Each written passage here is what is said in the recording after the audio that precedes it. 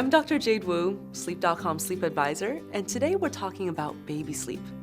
When I had my first baby, I spent countless hours during those newborn months bouncing and swaying him, praying for him to fall asleep and dreaming of the day he would sleep through the night. Sometimes I would carefully lower my sleeping baby into the crib, only for him to start crying as soon as he touched the surface. If you're in a similar boat, know that there's a light at the end of the tunnel, and it may be closer than it feels, especially if you help your baby to gain independent sleep skills. And the number one tip that baby sleep doctors recommend is to have a bedtime routine. Now, having a consistent bedtime routine is possibly the most powerful thing you can do to improve your baby's sleep and prevent future sleep problems. It will not only help your baby to fall asleep peacefully at bedtime, but also reduce nighttime awakenings and improve daytime naps. So, what does an ideal bedtime routine look like? Well, that's actually up to you. Yes, you get to design your baby's ideal sleep routine to include whatever activities you both enjoy, as long as you follow these 4 principles. Principle number 1, the bedtime routine should include the same activities and happen at about the same time every evening. Babies are little creatures of habit. A consistent routine cues their brains to automatically begin the falling asleep process.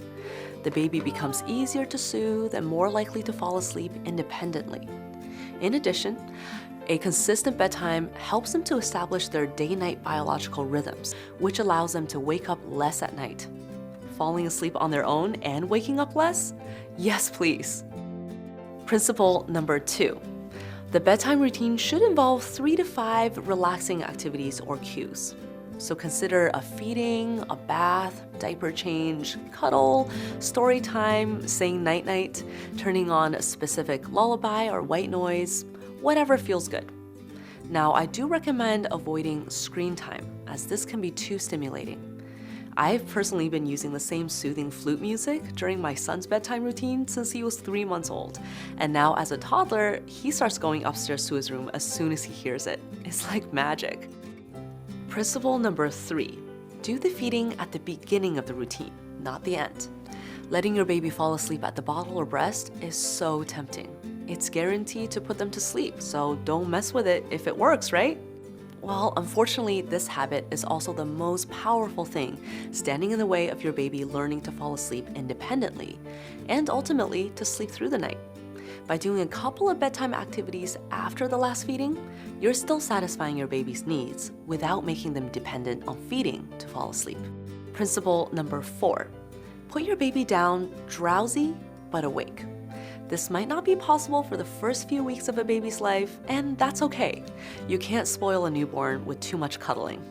But by 3 or 4 months, a generally healthy baby should be able to fall asleep on their own in a crib, which sets them up for sleeping through the night within the next few months. But it's never too late or too early.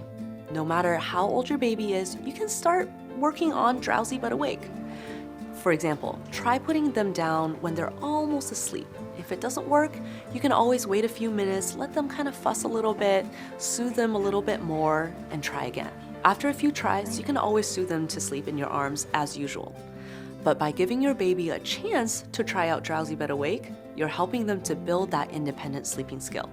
And you may be pleasantly surprised by how often this works. If you follow these principles, the bedtime routine will go a long way towards improving everybody's sleep, even within just a week or 2. But remember, it takes consistency and some patience. So give your baby and yourself lots of grace, and I wish you all sweet dreams.